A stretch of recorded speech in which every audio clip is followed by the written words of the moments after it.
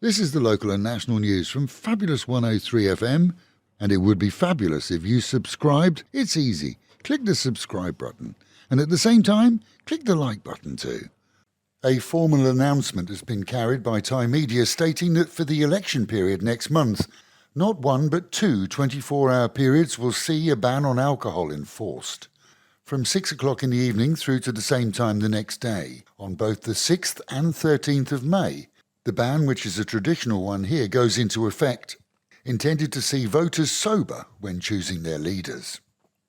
For bank account customers using phone apps for transactions over 50,000 baht, new regulations are due to be enforced to protect account holders from fraud.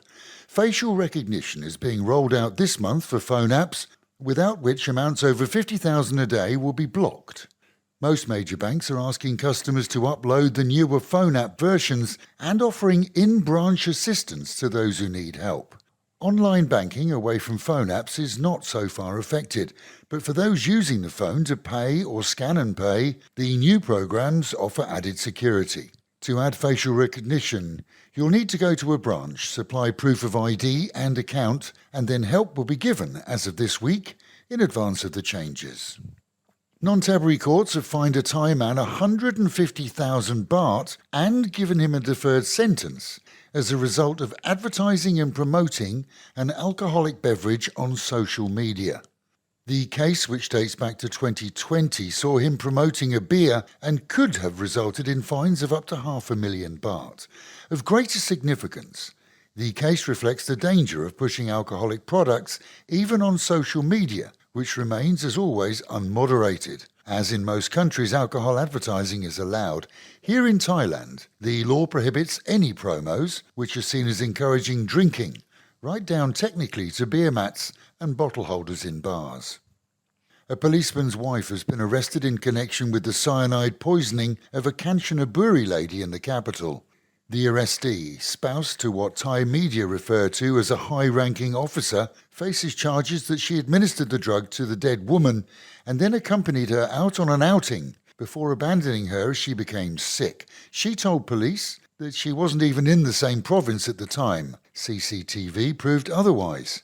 Worse too is that whilst autopsy results did show the poison, 6 other similar cases being attributed to her may not be so easy. As is the custom, those will have been cremated. Nabbed in Bangkok, the woman was found in possession of cyanide, and checks relate her to the fatal poisoning of the others, with whom she'd either had business dealings or had borrowed money, all within the past 12 months. 6 Chinamen have been arrested in the capital accused of selling fake gold bars. During raids, police found several similar bars, which had been checked by experts and support claims of a cunning trick. It seems they took them to sell to legitimate gold dealers. As proof that they were real, they invited the buyers to slice them in half, showing gold through and through. The only problem is that each bar was a vertical sandwich, with junk either end and gold in the middle. 2 were nabbed at the railway station. They quickly outed their co-conspirators, who were subsequently caught. Meanwhile at home, and despite false news reports, it now appears that a Thai man, along with a young 7-year-old boy who died in an after-dark accident on a jet ski in the bay, was not hit by another rider, reported elsewhere as an Indian, but instead crashed into heavy waves. Despite city regulations that have seen jet ski vendors warned not to rent out after dark, the rented jet ski was being driven by a Thai man who was paid to take the young boy for rides on the waves.